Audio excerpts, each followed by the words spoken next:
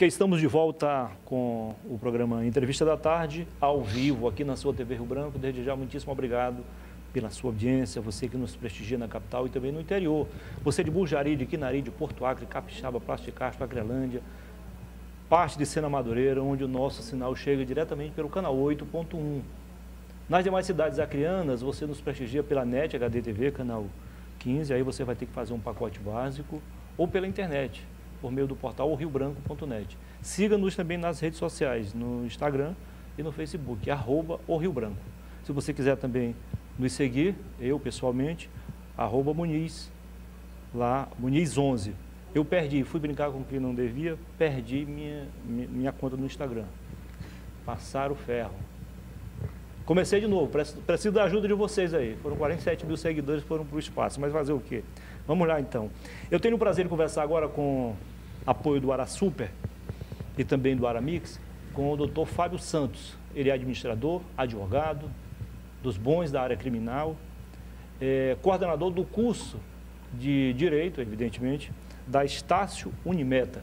E vamos falar aqui sobre vários assuntos, mas entre os quais NPJ, não é MPJ, tá? NPJ e também as mudanças no MEI, o microempreendedor individual. Seja bem-vindo, doutor Fábio Santos. Prazer recebê-lo aqui. Ô Muniz, eu é que fico feliz pelo convite e feliz em esclarecer alguns pontos aí que foi elencado aí sobre o microempreendedor individual e também a respeito de alguns pontos aí relevantes na reforma trabalhista voltado ao MEI. Isso. E o trabalhador seletista, né? Legal. Nós já conversamos aqui algumas vezes, mas não como você na condição de advogado, de professor universitário, de coordenador do curso de Direito, mas como árbitro. São quantos anos na arbitragem? De cerca de 17 anos, né? Na CBF? Na CBF eu entrei em 2012, né? E na CBFS, porque eu sou árbitro de futebol de salão. Também. Eu entrei em 2008, né? Então, temos aí cerca de 15 anos de futsal na CBFS e na CBF cerca de 10 anos aí. É um sonho de qualquer um árbitro chegar onde você chegou, né? CBF, depois só falta mais um degrau, FIFA. A FIFA. Infelizmente, eu já não tenho mais idade para chegar a um árbitro FIFA, né? Repassei esse sonho ao meu filho, né? Um jovem aí de 19 anos, já esse ano apitou o estadual da primeira divisão. Ele é acadêmico do curso de Direito, né?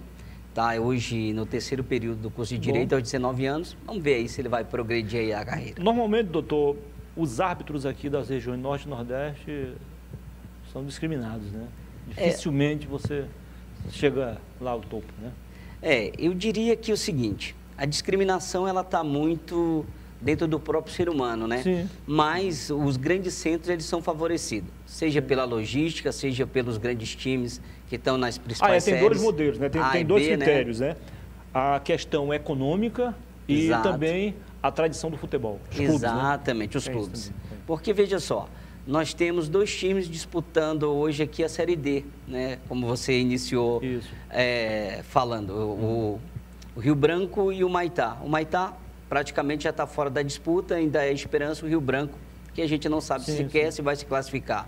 Então, você olha, a gente praticamente também fica discriminado quanto à arbitragem também. O Rio Branco foi uma surpresa, né? Porque não foi bem no campeonato, está bem agora na Série D. Verdade. O Maitá, o atual campeão, está lá na zona do rebaixamento. Exatamente, um dos últimos colocados da chave. Rebaixamento porque não tem rebaixamento, mas se tivesse, estava na zona, né? Se tivesse... praticamente na lanterna, né? Até 2 pontos na lanterna. Exato. Mas, doutor, afinal, tem outros colegas seus também da arbitragem que conseguem tempo para se qualificar, né? Buscar um curso superior, uma pós-graduação, uma especialização, enfim. Quem mais? Tem Renner, professor também? Nós temos o Renner. Seu xará, Fábio? Tem o Renner Santos, professor de Educação Física, mestre também.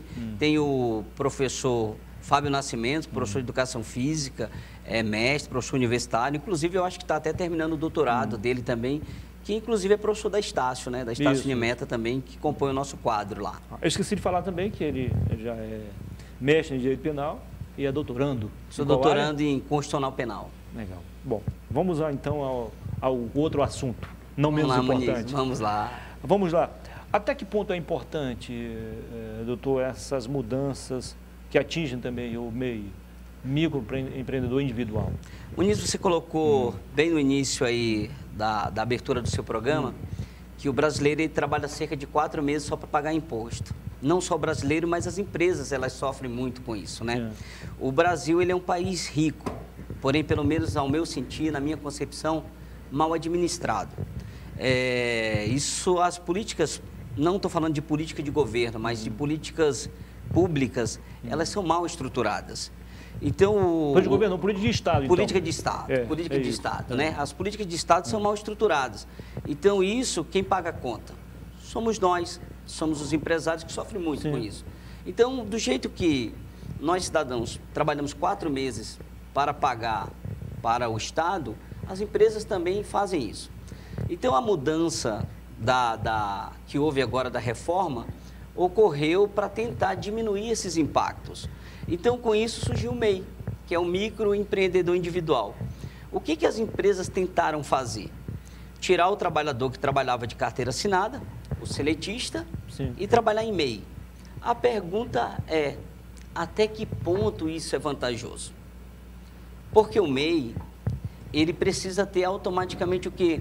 Um CNPJ. O que é o CNPJ? Um Cadastro Nacional de Pessoa Jurídica. O que ele ganha e o que ele perde com isso? Quando você é um seletista que trabalha de carteira assinada, você automaticamente tem todos os seus direitos ali garantidos. A questão da aposentadoria, se você se acidenta, você vai ficar afastado pelo INSS, tem todas essas vantagens. As férias, 13º, que já é aí bem disseminado na massa. O MEI não. O MEI não. Você passa a ser um prestador de serviço para aquela empresa. Qual é a vantagem da empresa? Menor carga tributária. Porque do jeito que o trabalhador trabalha cerca de 4 meses só para pagar imposto, um trabalhador que a empresa tem a carteira assinada, vamos supor que uma pessoa trabalha de carteira assinada ganhando um salário mínimo.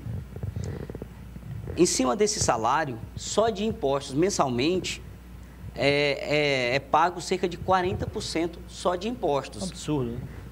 Olha só, 40% então, para cada a mais. 10 mil reais em salários, mais de 4 mil reais vão para o ralo só para impostos e encargos sociais. Exatamente. Claro que isso acumulando férias e 13º. Mas é altíssimo para a empresa manter. A empresa diz, cara, vou te transformar no MEI. Mas aí, o que se perde com isso? O MEI, ele é um prestador. A empresa não pode mais tratar ele como um empregado. Ele já não tem mais aquela função de cumprir horário. E aí a empresa perde o quê? O controle daquele colaborador. Então, até que ponto é interessante para a empresa? Então, tem que ver que tipo de negócio aquela empresa pratica. Então, com a reforma da Previdência, tem que se fazer uma análise de que ramo eu atuo, para que eu vá transformar esse meu colaborador em MEI. Porque senão ele não é vantajoso. Nem para um lado, nem para um lado, nem para o outro. Uma coisa interessante, por exemplo, da reforma, é a questão das férias. As férias, eu poderia tirar as férias, por exemplo, em 2 vezes somente. Agora eu posso tirar em 3 vezes. Sendo que a primeira, eu não posso ser menos que 14 dias. Aí nós temos uma flexibilização. Uma outra coisa na reforma que ficou bom é que antigamente eles faziam aqueles acordos que não poderia, né? Me manda embora que eu te devolvo a multa do FGTS. Né? Agora já é possível fazer esse tipo de acordo. A legislação flexibilizou, sendo de uma maneira legal. Então, houve uma mudança na legislação quanto a isso, né? O fim da vinculação aos sindicatos, você acha que foi uma boa também? Olha... Você não precisa mais de... você não precisa mais. Só que os sindicatos, tirando aqueles sindicatos que só tinham fins políticos para se autopromover, aí a gente vê uma coisa boa, né? Claro. Mas o lado ruim é que os sindicatos tinham força política também para conseguir alguns direitos. Defender, por exemplo, garantir. A CLT, ela surgiu através de brigas sindicais, porque senão estaríamos ainda, não diria que estaríamos na época da escravatura, mas estaríamos trabalhando em situações análogas à escravatura. Então, se passou-se a uma coisa boa, desvincular Isso porque estaríamos vinculados muito à questão da política, que sindicatos só queria estar vinculado a algum partido, Sim. mas ficou ruim porque perde-se força política para negociar alguns direitos dos trabalhadores. Agora, você acha que isso, no fundo, pode ser um instrumento do poder público no sentido de diminuir, pelo menos de forma gradativa, o trabalho informal? Exatamente. O trabalho informal... Ou melhor, a economia informal, não é só o trabalho, não é? Porque é algo muito amplo aí, né? Exato, porque você vê aquele senhorzinho que tem um carrinho de pipoca, que fica ali no centro, né? Aquele senhor, se acontecer alguma coisa com ele, como é que esse senhor ele vai sobreviver, ele e a família dele? Então, através do MEI, ele vai recolher alguma coisa para a Previdência. Sim. E ele pode, se acontecer um acidente com ele pode ter uma garantia de receber alguma coisa do INSS. Porque o MEI ele tem uma particularidade, ele não pode passar de 81 mil por ano. Ou seja, o recebimento mensal é relativamente baixo. Entendi. Ou seja, e ele vai ter uma garantia mínima. Ele já é automaticamente enquadrado no Simples Nacional, que são uma carga tributária baixa, pequena. Quer dizer, aí tem um outro caso que talvez não esteja ao seu alcance, que é a questão tributária. Olha só, aí quando ele sai do MEI pro Simples. Simples Nacional. Ou seja, 81 mil. Isso, a partir do Simples Nacional. Não tem nada intermediário, ou seja, ele vai ter que pagar tanta coisa. Aí... Perde competitividade. Exatamente, passou disso. É por isso que muitos preferem nem crescer. Dizem, olha, para mim crescer, nesse momento não é interessante. Não é interessante. E aí o cara vive Fica estagnado ali. O tempo todo. Fica estagnado. É uma questão estratégica. Exatamente. Acho que está na hora de termos um intermediário entre... Aliás, essa correção de tabela vem sendo definida há anos, né, e nunca acontece. Mas a gente vive esse ano no momento que eu acho que os nossos representantes, né, acho que levar isso ao nosso Congresso Nacional, e eu acho que quem ganha com isso, quem ganha com isso é a população, né, Muniz? Aproveitando, abrindo um parênteses aqui, hoje é o último dia, viu, gente? Quem não declarar hoje pode pagar uma simples multa ou uma pesada multa, né? Aí você vai ficar na mão do pessoal da Fazenda Nacional, né? Nem da Secretaria. A gente fala Secretaria de Fazenda, mas na verdade são os auditores. Os auditores, exatamente. Então não é um bom negócio, não, duvidar. Né? Não é não. Legal. Doutor Fábio, tudo que é bom dura pouco. O diretor já disse que a gente vai ter que encerrar. Mas vamos falar rapidinho sobre a NPJ, que é o núcleo de práticas jurídicas. Ah, sim. A importância de tudo isso. Vamos. Muniz, a Estácio Unimeta, ela abriu o núcleo de prática jurídica. É onde os alunos fazem um estágio voluntário, eles colocam em prática tudo que aprenderam na faculdade. E esse núcleo de prática jurídica, ele atende a comunidade de maneira gratuita, aconselhando, direcionando e falando onde é que a população pode ir buscar os seus direitos. Inclusive, em alguns casos, a própria Estácio judicializa algumas questões familiares, algumas questões de defesa do consumidor. O núcleo de prática jurídica, ela conta com um advogado contratado pela própria Estácio Unimeta, um coordenador do próprio núcleo, que é inclusive a doutora Lúcia Ribeiro, o advogado é o doutor Rodrigo Tavares, e conta lá com alunos para atender das 8 horas da manhã até as 11h30 e das 14 até as 17 horas de segunda a sexta-feira, em dias úteis. Então, todos os dias, dentro desse horário, a Estácio está de portas abertas para atender a comunidade. Então, venha conhecer o núcleo de prática jurídica da Estácio, que lá nós vamos estar de portas abertas para atender vocês. Legal. Agora, falando de forma correta, eu falei o artigo está errado. O NPJ poderá potencializar, de fato, esse curso de direito de vocês? A finalidade do NPJ não é nem potencializar o curso de direito, né? Mas a finalidade dele é prestar um serviço relevante à comunidade. O acadêmico de direito, ele tem que prestar isso. É para ele sair da faculdade e ir para a prática jurídica da vida dele. Porque existe, o senhor é professor há muitos anos e sabe, ainda bem que o senhor é professor e pratica. Exato. Mas só quem é professor sabe que existe uma diferença muito grande entre a teoria em sala de aula e a prática forense, a prática lá nos tribunais. Exato. Aí eles vão ver os dois momentos. Vão ver a realidade. Eu, quando acadêmico, eu fui estagiar no escritório de advocacia do Dr. Silvano Santiago. O senhor vê a diferença, né? Nossa. Então, assim, a diferença entre a teoria e a prática, ela é grande. Então, o NPJ ele foi criado exatamente para que o aluno possa vivenciar as práticas junto com a teoria.